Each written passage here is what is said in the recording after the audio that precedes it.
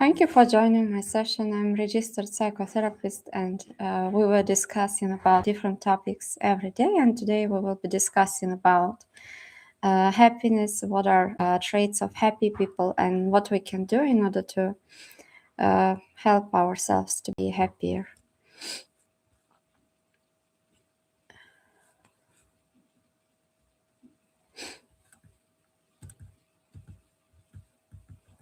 Happy people are not lucky. They have different psychological flexibility. And why is that some people can endure major losses in their lives and remain emotionally stable while others fall apart over relatively small problems? Is the difference in intelligence, character, or luck? No. The difference is how people approach the problem and what meaning do they make of it and what do they decide to focus on. Today I will explore the core psychological muscles that happy people possess, and at the end of this talk, you'll be able to evaluate yourself through a brief self-assessment and to understand your needs and which strategies and skills you can use to become happier. So, do happy people never feel sadness? They do, but they don't stay stuck with their emotions. When emotions show up, what kind of person do you want to be? What matters most in this situation? And if fear wasn't in charge, what small step would you take? If you could handle this feeling, what would you choose to do? Who is noticing this feeling right now? And are you the emotion or the one who is experiencing it? Asking yourself these questions can make you more open towards tolerating uncomfortable feelings. When was the last time this feeling had less control over you, and what has happened? What was different about you in that moment? What made it possible? What did you do that helped you even slightly? And if you were able to move with your emotions, what would be the first smile, the first sign and progress of it, and what would others notice about you?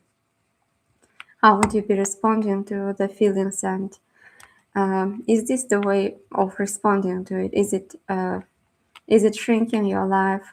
Is it bringing you towards the version of you that you want to become, or is it shrinking your life? And what response would increase connection, growth, or meaning, or would bring you closer towards the person whom you want to become? And if you shifted one process, whether it's attention, avoidance, self-judgment, which would make the biggest difference? Emotional flexibility is the capacity to move through uncomfortable feelings rather than becoming trapped inside it. And when an emotion arises, there are two options. You either dissolve it to it and being controlled by it, or you move with it. And ability is linked to communication between prefrontal cortex and the amygdala. And amygdala activates the alarm system, and the prefrontal cortex regulates it.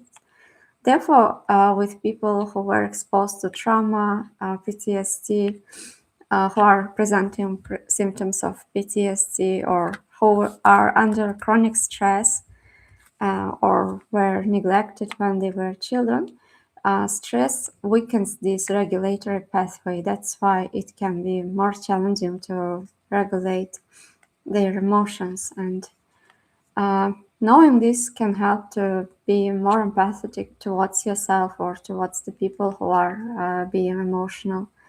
And maybe you are falling into an I'm inadequate trap whenever you are having strong feelings or uncomfortable feelings, and whenever you are receiving feedback, not as information but as identity.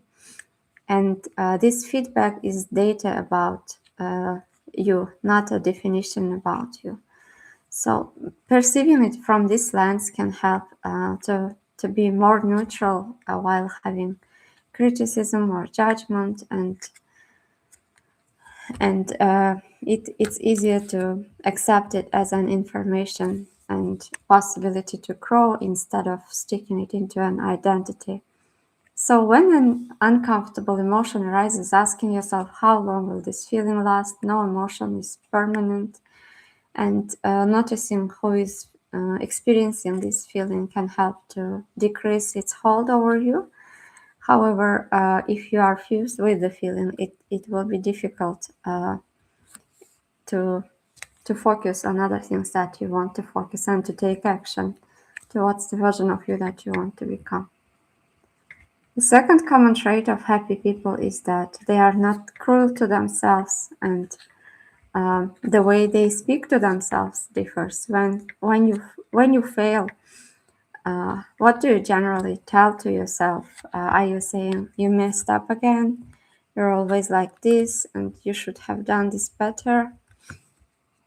Maybe this voice doesn't motivate you, it activates your threat system, and therefore it's even more challenging to stay grounded or emotionally regulated. Therefore, because self-criticism suppresses serotonin regulation, and on the contrary, self-compassion calms the nervous system. So remembering about times when you succeeded or you were able to stay patient, calm, and to be happy even despite uncomfortable feelings or stressors or uncomfortable life events, experiences, might help to be more self-compassionate towards yourself and to approach yourself and other people with empathy.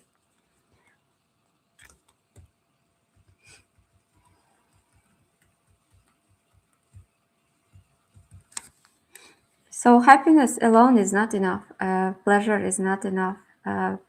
Without meaning, even success can create emptiness. And people with a strong sense of meaning generally show lower rates of depression, higher psychological resilience.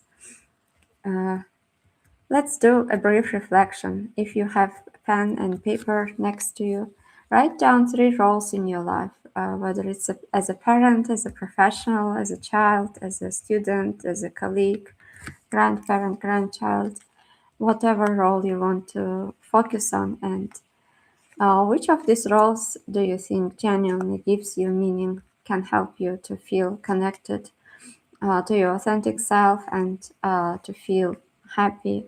And write in we can also share it in the comments and we can discuss, because happiness is often about byproduct of meaning. At times when we feel closest to meaning are generally the times of happiness that doesn't shade away. The actions that we do, for instance, people we support or kindness that we do, it's never gonna disappear. And these are the sources of unstoppable happiness that will not decrease or disappear.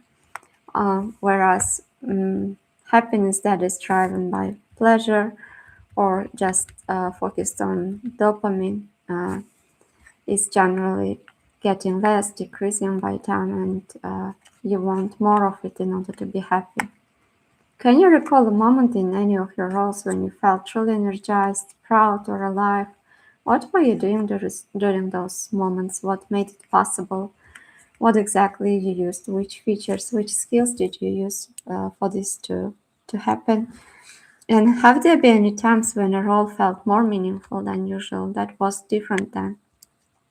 Are there any situations where you naturally lose track of time because you are so engaged? Maybe it's while studying or performing your work, or while you're interacting or learning something new. And which role is that? And asking yourself these questions can help to catch these moments when you are closest and to the activities that are closest to you.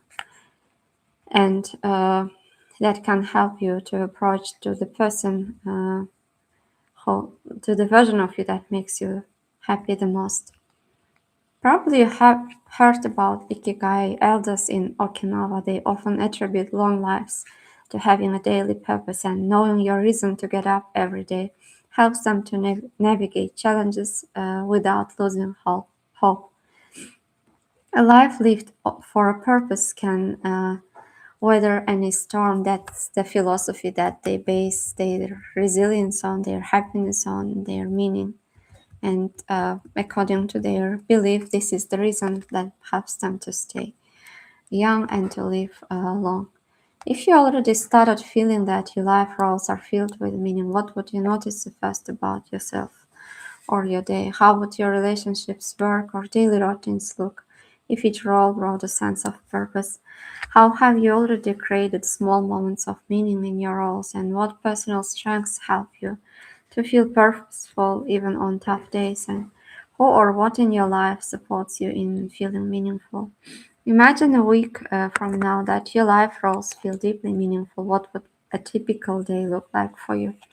If you felt more meaning in your life, what would others would notice about you? What small actions or behaviors would tell you that your sense of purpose was increasing?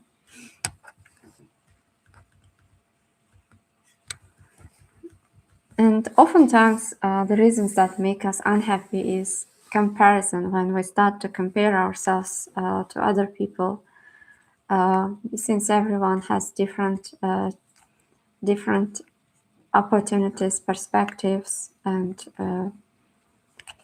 genetical differences. Therefore, it's not possible for everyone to make progress in the same level. Therefore, social comparison can create dopamine dependency, and happy people compare themselves not to others but to who they were yesterday. Fixed mindset says, "This is who am I," and growth mindset, "I can evolve," and asks questions how I can develop myself, how I can grow, which skills do I need in order to improve, and what do I need in order to succeed to achieve my goal.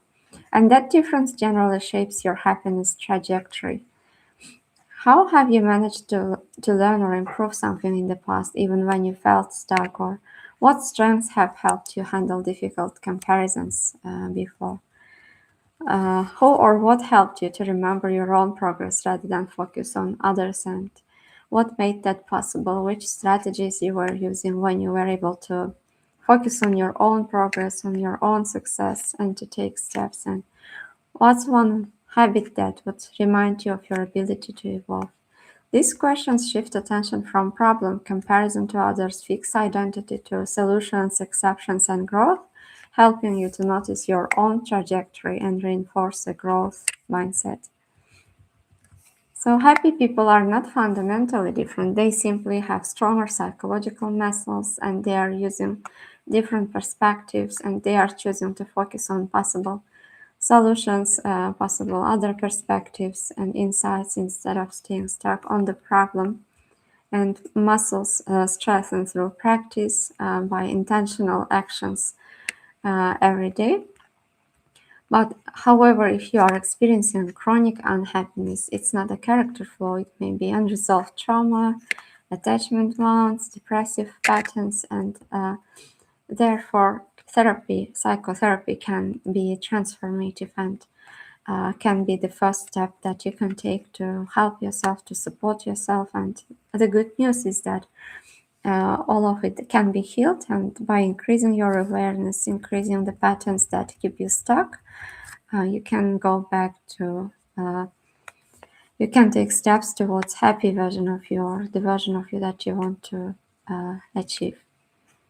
If this video reflected something back to you, don't forget to subscribe and stay with this series. In the next episode, we will be talking about hidden psychological mechanisms that sabotage happiness. Thank you for attention and your time. If you have any questions, please welcome to ask your questions. I will be glad to support you further. See you in the next videos.